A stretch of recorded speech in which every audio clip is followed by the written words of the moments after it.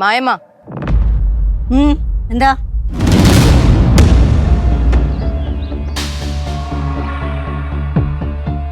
നിങ്ങളെ വന്നുകൊണ്ട് ഒരു കാര്യം പറഞ്ഞിട്ട് പോവാന്ന് കരുതി വന്നതാ. എന്താ? എന്ത് കാര്യം? നിങ്ങൾ ഇടയ്ക്കിടയ്ക്ക് പറയുന്നുണ്ടല്ലോ എന്നെ കൊണ്ട് തന്നെ എന്റെ ജോലി രാജിവെപ്പിക്കുമെന്ന്. അതിലെന്താ നിനക്ക് ഇത്ര സംശയം?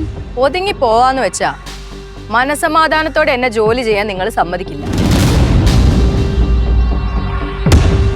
നിങ്ങൾക്ക് എന്താ ചെയ്യാൻ പറ്റുന്നെന്ന് വെച്ചാൽ നിങ്ങൾ ചെയ്യും. നമുക്ക് നോക്കാം.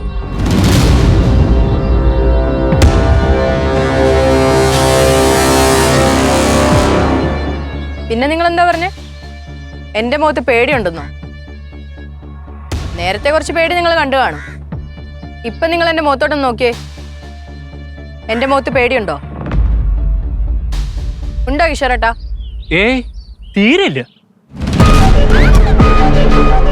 നേരത്തെ കുറച്ച് പേടിയുണ്ടായിരുന്നു, ഇപ്പൊ തീരെയില്ലെന്നാ പറഞ്ഞു. അപ്പൊ ഇല്ല. മായമ്മയ്ക്കും അങ്ങനെയൊക്കെ തന്നെയല്ലേ തോന്നുന്നത്? നിങ്ങൾ തന്നെ വലിയ ബിൽഡപ്പ് ഒക്കെ ഇട്ട് പറഞ്ഞല്ലോ, പേടിച്ച് പേടിച്ച് ഞാൻ തന്നെ എന്റെ ജോലി രാജിവെക്കുന്നു. ഇപ്പൊ എന്റെ മുഖത്ത് പേടി പോലും ഇല്ല, പിന്നല്ലേ ജോലി രാജിവെക്കുന്നത്.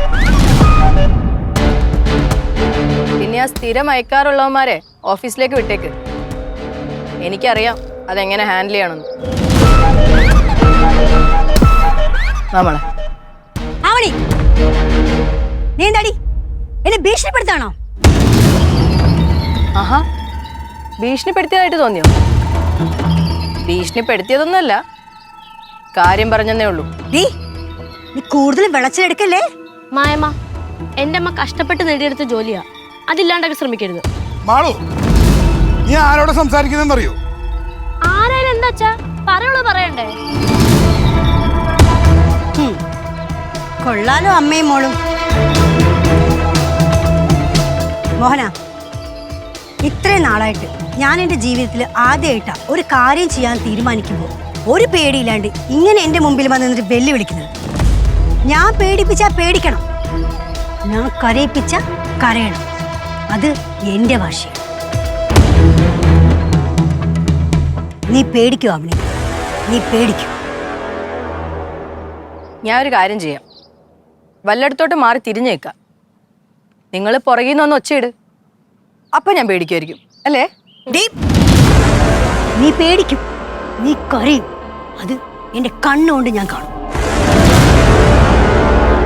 നീ സ്വയം രാജിവെച്ച് നിന്റെ ജോലി സ്ഥലത്ത് നിറങ്ങും.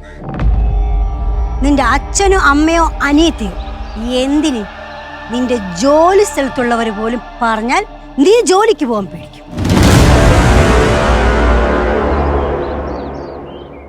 പേടിച്ച് വിറച്ച് നീ ജോലി സ്വയം രാജിവെക്കും. ശരി, നിങ്ങൾ പേടിപ്പിച്ചു നോക്ക്. പേടിക്കൊന്നൊന്നും അറിയണമല്ലോ.